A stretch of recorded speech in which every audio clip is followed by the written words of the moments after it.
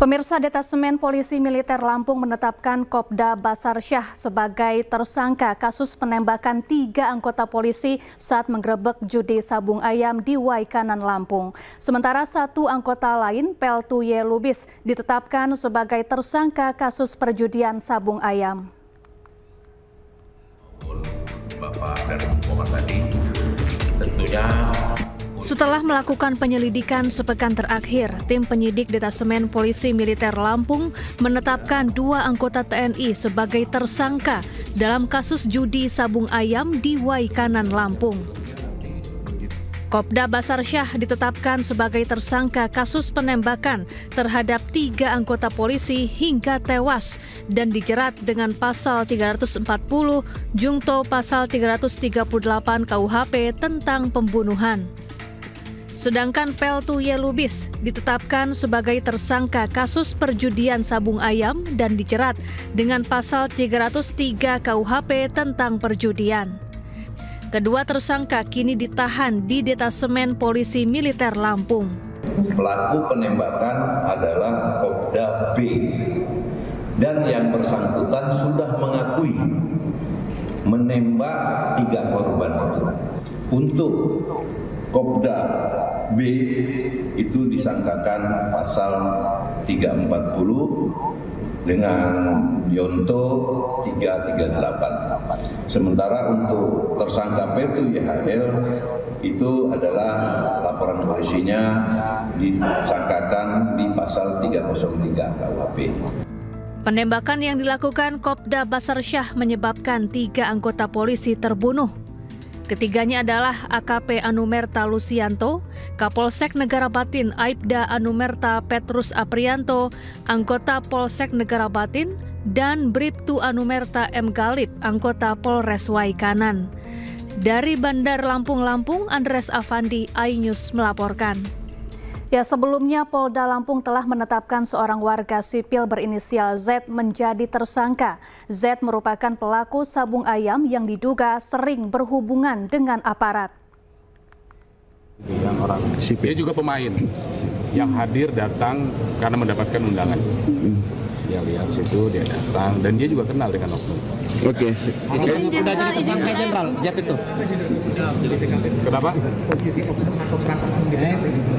Yang jelas keberadaannya berada di TKP clear. Keluarga anggota polisi yang menjadi korban penembakan di Waikanan, Lampung menemui pengacara Hotman Paris di Jakarta. Mereka datang untuk mencari keadilan. Dalam pertemuan dengan keluarga korban penembakan, Hotman Paris mengatakan istri dari AKP Anumerta Lusianto dan Bribka Petrus tidak hadir di Jakarta. Mereka dicegah datang ke Jakarta oleh oknum polisi dengan alasan akan ada Kapolri ke Lampung untuk bertemu keluarga korban. Ibu kakaknya? Kakak kandung dari almarhum. Ya, jadi yang hadir di sini diwakili terkait dengan 2 korban, istri dari Kapolsek. Ya, saya udah bikin video barusan. Istri dari Kapolsek mau berangkat ke sini kemarin, ya, katanya dicegat di jalan, ya, dicegat di jalan oleh oknum. Oleh siapa yang cegat? Coba ceritakan dulu. Jadi tadi malam itu Ibu Kapolsek dengan istrinya almarhum. Istri almarhum. Istri almarhum Pak Kapolsek dan istri almarhum Pak Petrus itu sudah melakukan perjalanan menuju Jakarta. Namun di tengah perjalanan mereka dipaksa untuk kembali lagi dengan alasan bahwa akan ada kunjungan Pak Kapolri. Namun mereka tetap melanjutkan perjalanan. Tapi lagi-lagi mereka dikejar oleh oknum anggota Polsek Buai Madang, Polres Oki Timur, Sumatera Selatan. Dan akhirnya mereka kembali lagi lah, terpaksa ikut kembali ke rumah, dan sampai pagi rumah mereka masing-masing dijaga oleh anggota Polsek yang sebelumnya tidak pernah. Jadi 2 istri dari almarhum Kapolsek sama almarhum Pak Petrus tidak diizinkan oleh oknum aparat kepolisian untuk datang ke Jakarta. Alasannya karena Kapolri mau datang hari Rabu, kami nggak tahu, dan kami juga tidak mempersoalkan alasannya apa, cuma sangat disayangkan mereka kan punya hak ajasi untuk memperjuangkan penegakan hukum atas suaminya yang meninggal. Kenapa harus dicegat gitu di jalan, dan kenapa rumahnya ditungguin, ya? Jadi dua istri dari almarhum, dua almarhum tidak bisa hadir, sedangkan yang satu kan masih bujangan, yaitu Galip, ya, ibunya yang hadir. Oke. Dan untuk kami mencari keadilan atas almarhum adik saya, AKP Anumerta Rusianto SH. Dia adik bungsu saya, adik yang mempunyai kakak perempuan 4. Saya mbaknya yang nomor 3. Kebetulan adik saya itu sangat dekat sekali sama saya, karena adik saya menganggap saya sebagai pengganti almarhum ibu. Adik saya baru dibawa pulang. Betapa hancurnya kami yang berapa bulan, anaknya 1 tahun tidak bertemu karena dia tugas Kapolsek di negara batin, di daerah terpencil di Waikanan. Saya 3 malam, sebelum kejadian ini saya 3 malam tidur di negara batin. Karena adik saya minta, Kak, katanya Mbak, tolong tidur di rumah dinas saya di Kapolsek Waikanan. Saya ada videonya 2 kebersamaan saya dengan adik saya. Saya diajak jalan-jalan di tempat dia dinas. Ada 2 videonya. Ketika kami sedang menunggu dari hari Senin sampai hari ini, 9 hari, belum ada ketetapan tersangka dari pelaku. Kami bingung, kami harus kemana, kami harus mencari keadilan. Sedangkan adik saya itu polisi Kapolsek 31 tahun. Dia mengabdi sebagai polisi. Adikku itu tidak neko-neko. Anda tahu sendiri, sudah viral, adik saya miskin. Dia tidak punya rumah yang mewah. Kenapa adik saya setelah meninggal kubur di bulan suci Ramadan, perintah atasan supaya membuburkan sabung ayam, adik saya gugur. Setelah gugur difitnah dengan bermacam-macam. Fitnah itu fitnah, bukan nyata. Tolong Pak, tolong. Saya menuntut keadilan adik saya. Saya minta diadili. Seadil-adilnya karena nyawa adik saya sudah tiada. Tolong. Ya, Ibu. Jadi Ibu datang sesudah 9 hari ya? Ya. Hari H itu sudah datang, Pak. Kenapa? Hari pertama udah datang, malamnya. Enggak, maksudnya sesudah 9 hari kok belum ada tersangka, begitu kan? Betul, Pak. Padahal sudah ngaku yang menembak. Iya. Terus gimana dari anaknya, putrinya Pak Kapolsek mau ngomong apa, silakan? 1 tahun saya nggak ketemu bapak saya, karena beliau kan dinas di negara batin yang memang daerahnya lumayan terpencil. 1 tahun saya nggak bertemu bapak saya pulang bapak sudah kaku di ruang otopsi. Saya anak satu-satunya.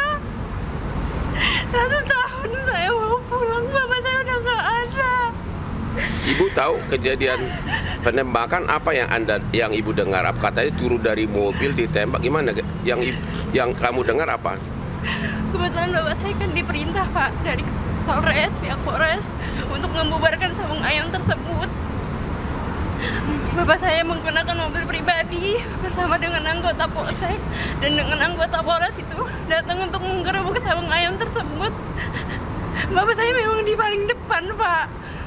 Saat bapak saya keluar, bapak saya langsung ditembak. Langsung ditembak begitu turun dari mobil? Ya, saya dengar seperti itu, Pak. Begitu ya? Saya mau keadilan yang seadil-adilnya untuk ayah saya. Ayah saya sudah meninggal, masih difitnah, Pak. Fitnah soal apa? Soal setoran, apapun itu.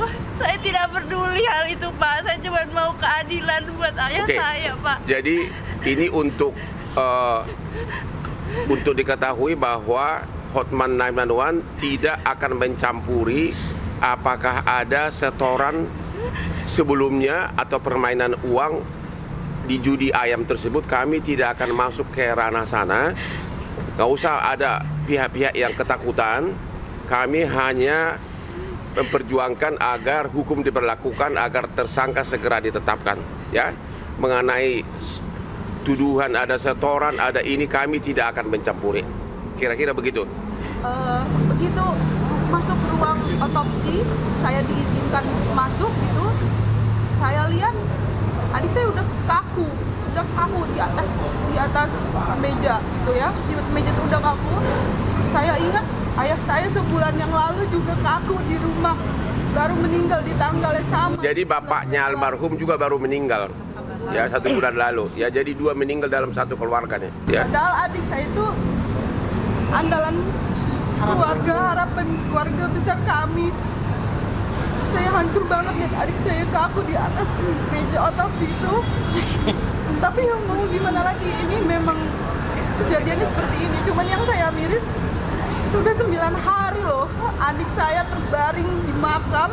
Kami keluarga belum tahu siapa pembunuhnya. Bahkan kami hanya melihat potongan dari video amatir, bukan dari video resmi loh. Video amatir dari warga sekitar, ini orangnya gitu. Dan itu kan nggak resmi gitu loh Kak, gitu. Jadi kami nih keluarga bertanya-tanya, ini adik kami udah 3 hari udah lewat, 7 hari udah lewat, bahkan sampai udah 9 hari, kita nggak tahu siapa yang bunuh adik saya, siapa yang bunuh anak dari ibu saya, kita nggak tahu gitu. Kami bingung, kami mau nanya ke siapa. Saya bingung, apa saya mau datang ke Denpom sih, saya nggak tahu gitu. Jadi ya kami hanya menunggu gitu. Makanya kami datang ke Jakarta untuk meminta tolong kepada Bapak Hotman Paris dan tim agar bisa membantu kami untuk mencari keadilan. Oke, terima kasih. Ada pertanyaan menarik. Tadi waktu kita ketemu, putrinya Kapolsek mengatakan, benar nggak begitu turun dari mobil langsung ditembak? Benar nggak begitu? Yang Anda dengar? Kalau yang saya dengar, Bapak itu parkir dulu mobilnya kurang lebih beberapa meter dari tempat kejadian. Itu Bapak jalan bersama anggota yang berada di satu mobil dengan Bapak. Itu kebetulan Bapak di paling depan. Yang saya dengar itu Bapak langsung ditembak. Dan itu Bapak langsung lumpuh. Langsung tembakan langsung jatuh gitu ya? Iya, karena Bapak ditembak di dada kanan. Dari hasil otopsi, itu pelurunya yang di dada kanan itu, proyektilnya itu ditemukan di rongga dada kiri. Lalu anggota Bapak itu yang saya dengar, yang Pak Petrus itu, setelah melihat Bapak saya sudah ditembak terjatuh, itu dia memohon kepada yang nembak sudah gitu. Dan Pak Petrus ditembak dari jarak. Jadi orang yang memohon agar jangan ditembak, malah ditembak lagi? Iya, di matanya Pak. Itu siapa tuh? Pak Petrus, Pak. Petrus di matanya ditembak? Iya Pak.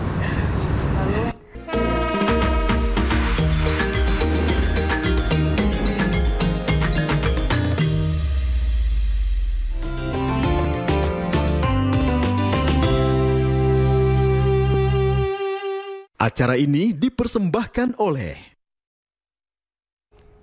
Pemirsa, sejak pagi stasiun Pasar Senen mulai dipadati penumpang yang memilih pulang kampung lebih awal untuk menghindari kepadatan arus mudik. Puncak arus mudik mencapai 100% okupansi akan terjadi di 28 Maret 2025. Kepadatan penumpang mulai terlihat di stasiun Pasar Senen Jakarta pagi tadi. Banyak dari mereka merupakan pekerja yang telah mendapatkan libur lebih awal dan memutuskan mudik lebih cepat untuk menghindari lonjakan jelang Lebaran. Pemudik yang memilih menggunakan kereta api mengaku lebih nyaman karena perjalanan lebih tertib dan tepat waktu. Pembelian tiket pun telah dilakukan sejak jauh hari untuk mengamankan ketersediaan kursi.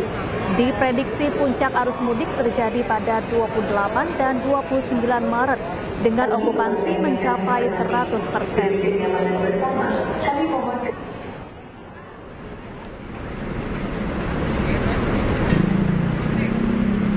Sementara di Terminal Kampung Rambutan pagi tadi terpantau ramai lancar. Pemudik memilih perjalanan lebih awal untuk menghindari keramaian. Sejumlah rute perjalanan bus ke berbagai daerah di Pulau Jawa, Sumatera, dan Nusa Tenggara mulai menunjukkan peningkatan jumlah penumpang. Sebanyak 2.846 armada bus antar kota antar provinsi telah disiapkan untuk melayani pemudik.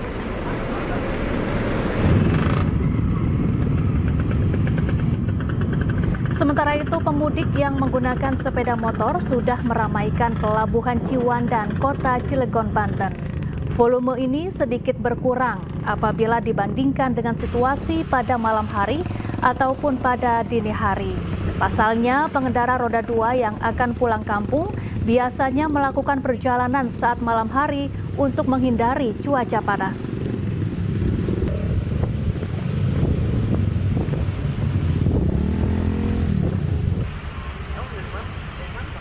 Arus mudik lebaran di Bandara Soekarno-Hatta Tangerang terus meningkat. Antrean terjadi di counter check-in penerbangan domestik yang akan melakukan perjalanan mudik. Kenaikan penumpang per hari ini diprediksi mencapai 18% atau berjumlah 146.000 orang yang diikuti dengan pergerakan 1.041 pesawat. Untuk penerbangan domestik kali ini, tujuan favorit masih didominasi Bali, Medan, Makassar, Padang, dan Surabaya. Sementara untuk penerbangan internasional masih didominasi ke Singapura.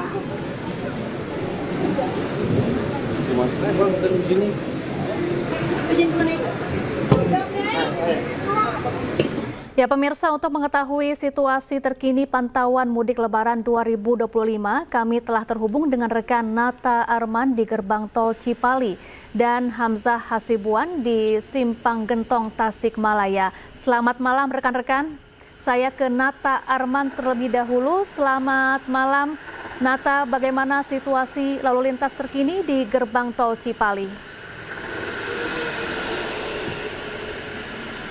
Ya, baik, selamat malam Syafa dan juga pemirsa. Melaporkan langsung dari Tol Palimanan, tepatnya di kilometer 207 sampai dengan 208 sampai saat ini. Bahkan tadi terpantau sejak tadi pagi sampai dengan malam ini terpantau masih ramai lancar, belum ada penumpukan kendaraan yang terjadi. Meskipun sudah mengalami peningkatan volume kendaraan, namun tidak ada penumpukan kendaraan yang terjadi sepanjang jalan maupun ketika sekitar pukul 4 sampai dengan pukul 6 maghrib tadi. Biasanya memang kalau untuk di sekitaran rest area 207 ini kerap menjadi lokasi favorit bagi masyarakat yang ingin beristirahat terlebih dahulu untuk berbuka puasa bersama dengan keluarga maupun dengan kerabat tentunya. Namun untuk saat ini meskipun ada beberapa kendaraan yang berhenti, namun tentunya belum memenuhi seluruh dari rest area yang tersedia. Karena untuk rest area sendiri ini membentang kurang lebih biasanya menjadi kemacetan, bahkan ketika sudah menumpuk banyak masyarakat yang mengambil bahu jalan untuk sekedar beristirahat, kemudian beraktivitas seperti buka puasa, makan, ataupun sekedar beribadah. Namun sejauh ini tidak ditemukan karena memang meskipun saat ini sudah mulai ada tanda-tanda volume kendaraan yang meningkat di sekitaran jalur Palimanan Kanci, namun tentunya dari pihak polisian juga masih belum melakukan rekayasa arus lintas. Dapat kami sampaikan juga bahwa terlihat ada pekerjaan proyek yang ada di sisi sebelah kanan. Ini merupakan pengerjaan pelebaran jalan yang nantinya akan ada pelebaran dengan kelebar sekitar 3,6 meter untuk memudahkan akses ketika nanti puncak arus mudik 2025 yang akan terjadi prediksi pada tanggal 27 sampai dengan tanggal 29 Maret 2025. Dan kami juga belum mengetahui secara pasti apakah kapan ini akan rampung kemudian akan digunakan untuk menunjang sarana dari para masyarakat yang ingin melakukan perjalanan dari Jakarta menuju ke arah timur. Dan dapat kami sampaikan juga bahwa nantinya ketika ada penumpukan kendaraan ataupun volume arus lalu lintas tentunya akan diberlakukan sistem rekayasa lalu lintas seperti kontraflow, kemudian sistem one way. Namun yang dipastikan untuk kontraflow sendiri ini tidak akan dilaksanakan pada malam hari karena melihat situasi ini rawan, sehingga untuk pemberlakuan one way ini dilihat dari volume kendaraan yang masuk dari gerbang tol Cikampek Utama sampai dengan kilometer atau Palimanan. Dan seperti kita tahu bersama bahwa sebelumnya gerbang tol Palimanan, gerbang tol utama ini sempat lakukan pembongkaran sehingga tidak ada lagi ketersendatan kendaraan karena hanya menggunakan 2 lajur saja untuk diarah ke arah Trans Jawa.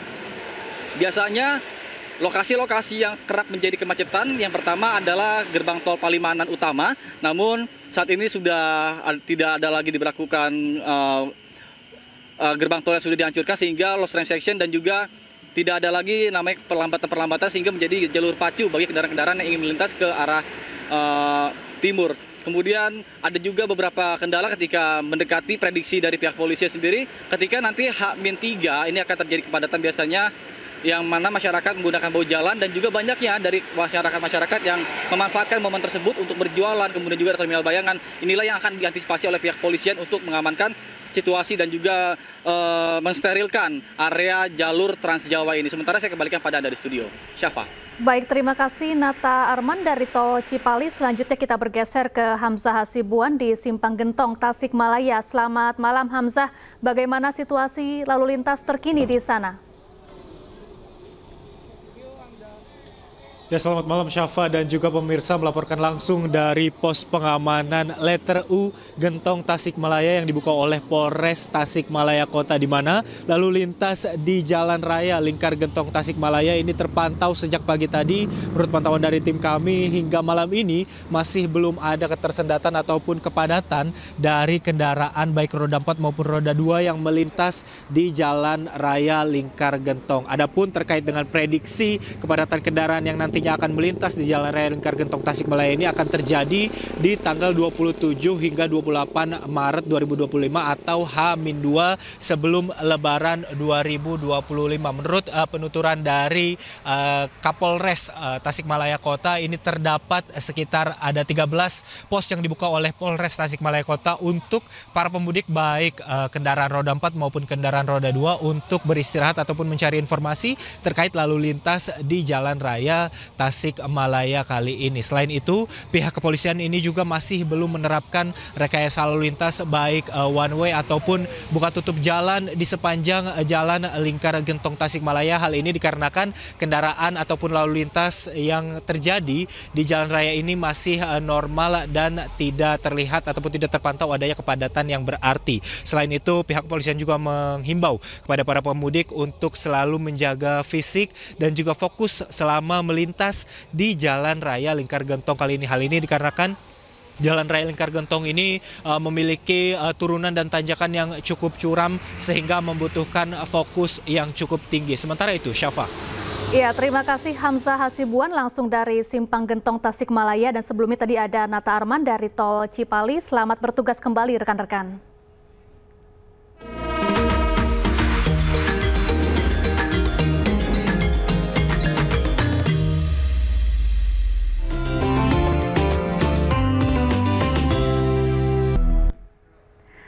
Pemirsa, Indonesia menghadapi timnas Bahrain dalam laga kualifikasi Piala Dunia 2026.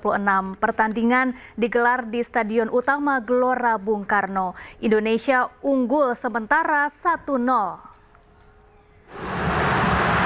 Here's Marcelino. What kind of a touch? Romani!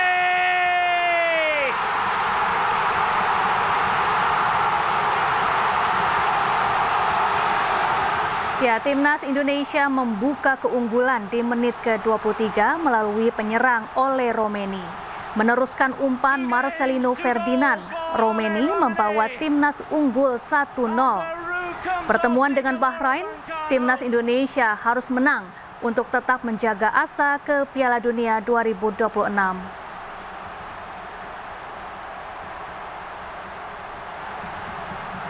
It over Ibrahim Lutfala.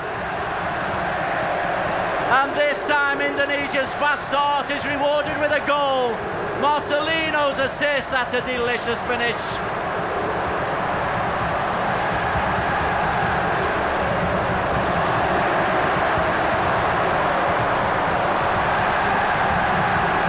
Cool as you like.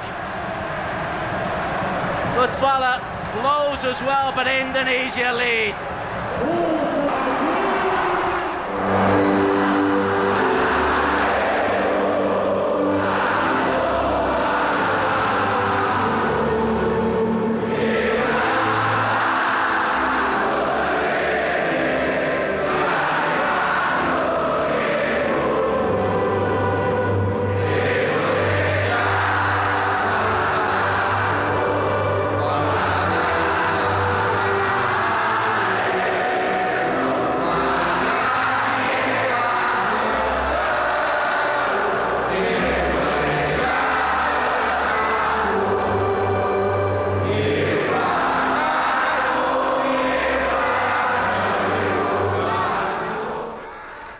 Lalu seperti apa suasana nobar para pendukung Timnas Indonesia usai Timnas unggul sementara 1-0 dari Bahrain?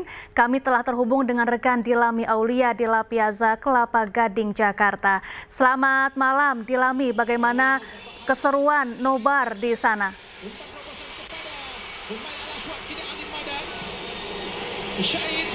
Ya, selamat malam Syafa. Saya tidak bisa mendengar dengan jelas suara Anda karena supporter Timnas Indonesia di La Piazza, suaranya Kelapa Gading ini sangatlah antusias luar biasa. Terlebih tadi kita juga melihat bersama begitu ya di babak 1 pertandingan Timnas Indonesia melawan Bahrain ini. Indonesia unggul 1 poin di mana tadi ada tendangan dari oleh Romani di menit ke-24 yang memanfaatkan asis umpan silang datar dari Marcelino Ferdinand yang dapat bola panjang juga dari Tom Haye, dan juga ini sejumlah antusiasme dari masyarakat juga sangatlah terlihat karena Syafa dan juga pemirsa ini banyak sekali masyarakat yang pakai baju jersey Timnas Indonesia. Coba kita minta tanggapan ya Syafa dan juga pemirsa, kita minta tanggapan nih. Juru kamera saya, Dede Rudi, akan mengajak Anda ini untuk berbincang. Oke, kita cari yang pakai jersey Timnas ya. Halo Mas. Halo Mas, dengan Mas siapa? Jody. Oke, Mas Jody, ini tadi bagaimana? Alhamdulillah cukup puas karena Indonesia lebih sering mendominasi pertandingan. Yang paling favorit siapa pemain menurut Mas? Untuk yang sekarang sih yang kelihatan perform banget sih Rizky Ridho. Rizky Ridho. Jadi kemudian prediksinya ini kan masih babak 1 dan masih terus berlanjutnya, prediksinya seperti apa sih Mas, berapa kosong? Kemungkinan nanti di babak kedua akan nambah 1 gol ya, kemungkinan 2-1 ya. 2-1. Iya. Kemudian harapannya seperti apa Mas ke depannya? Harapannya sih ya terus bisa tren positif ya, biar bisa langsung ke Piala Dunia. Terima kasih banyak Mas. Mungkin Syafa dan juga pemirsa kita akan ajak Anda untuk ngobrol dengan satu orang lagi ini. Kalau tadi laki-laki, sekarang perempuan. Hai Kak, dengan Kak siapa? Sheryl. Kak Sheryl. Ini sengaja memang untuk menonton Timnas Indonesia. Kalau pemain favorit siapa nih Kak? Kevin Dix. Hah? Kevin Dix masa? Enggak, aku suka Tom Haye. Ini kan ini 1-0. Nanti ada prediksi skor lagi, nggak akan nambah nggak nih Kak? Katanya 2-0 Mbak. 2-0. Jadi optimis menang Indonesia ya? Iyalah. Oke, siap. Wah Syafa, memang seluruh supporter bola di sini sangat optimis bahwa Indonesia akan membawa kemenangan pada malam hari ini. Kalau kita melirik bersama begitu ya, pernyataan dari pelatih Timnas Indonesia Patrick Kluivert juga sebelum pertandingan bahkan sempat menyatakan bahwa seluruh pemain sudah siap dan siap untuk menang pada malam hari ini. Kita doakan bersama semoga pertandingan pada malam hari ini Indonesia versus Bahrain, Indonesia akan menang dan mengharumkan nama Indonesia. Kembali kepada Anda Syafa. Baik, terima kasih Dilami Aulia langsung dari La Piazza, Kelapa Gading, Jakarta, dan selamat bertugas kembali. Ya pemirsa, supporter Timnas Indonesia yang menonton pertandingan langsung di Stadion GBK Jakarta optimis Timnas Indonesia akan menang. Berikut prediksi skor dari sejumlah supporter Timnas Indonesia. Ini mau dukung Indonesia, semangatnya buat Timnas gimana? Semangat Timnas, semoga Justin bisa nendang kepalanya Bahrain. Jangan dong, nggak bercanda ya pemirsa ya. Kira-kira untuk prediksi skor nanti Indonesia melawan Bahrain berapa? Tipis-tipis aja sih, takutnya kan si Bahrain malu ya. 2-1. Mau dong semangatnya buat para pemain timnas kita nih buat tanding nanti malam. Semangat untuk Timnas Indonesia. Semoga kita menang. Iya. Cio. Ada Cio dari kota mana nih? Bekasi. Dari Bekasi. Datang sama siapa aja, Cio? Kakak. Sama kakak, sama siapa lagi? Sama Mbak Hana. Oh, sama Mbak Hana, sama Mbak Hana gitu ya. Cio ini memang sering nonton bola ya? Support Timnas Indonesia buat menang ya? Iya. Iya. Oke, kira-kira nanti skornya, prediksinya berapa nol nih? 2-1. Indonesia 2 gitu ya? Semangat, optimis gak Timnas akan menang? Optimis. Ada dong, semangatnya buat Timnas gimana dong? Go timnas gitu gimana? Go timnas. Sementara terkait maraknya ormas minta THR, pemerintah membentuk Satgas untuk mengatasi hal tersebut. Sebab oknum ormas yang minta THR berpotensi dijerat pidana pemalakan. Dan informasi ini sekaligus menutup jumpa kita di iNews Prime hari ini. Temukan informasi-informasi terbaru lainnya di www.inews.id.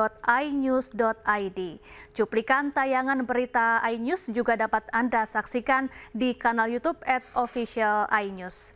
Sesaat lagi rekan saya Reni Arumsari akan hadir dalam program iNews Malam. Saya Syafaati Suryo pamit undur diri. Terima kasih, selamat malam dan sampai jumpa.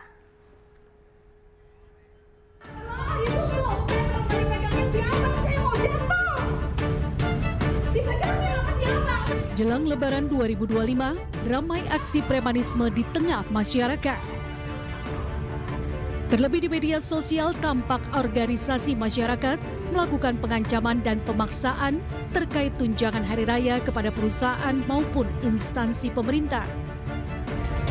Menanggapi hal tersebut, Gubernur Jawa Barat Deddy Mulyadi akan membentuk Satgas khusus terdiri dari anggota TNI Polri yang disiapkan untuk memberantas keberadaan preman meresahkan. Saya paham bahwa hari ini banyak sekali surat-surat THR dari berbagai kelompok, apakah itu ormas atau LSM yang meminta tunjangan hari raya. Untuk itu saya sampaikan, abaikan saja, tidak usah diberi. Apabila mereka melakukan intimidasi, dilaporkan saja, karena seluruh aparat kepolisian di berbagai daerah di seluruh Provinsi Jawa Barat sudah berkomitmen untuk melakukan tindakan yang tegas terhadap berbagai pihak yang mengancam dan mengganggu ketenangan masyarakat, termasuk ketenangan investasi. Sebelumnya viral di media sosial surat edaran yang diduga dikeluarkan oleh pengurus salah satu RW di Jembatan 5 Jakarta Barat. Surat tersebut berisi permintaan uang tunjangan hari raya Lebaran sebesar Rp1 juta kepada para pengusaha yang menggunakan lahan parkir.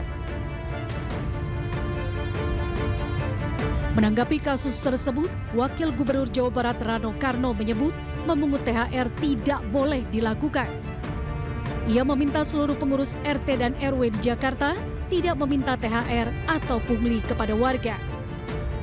Cuman begini, kita mesti paham, maaf nih, RT, RW saya juga mengeluarkan edaran. Untuk apa? Misalnya untuk lebaran satpam. Itu sih normal gitu, tapi juga ada ketentuan, jangan gila-gilaan, nggak boleh itu. Kayak petugas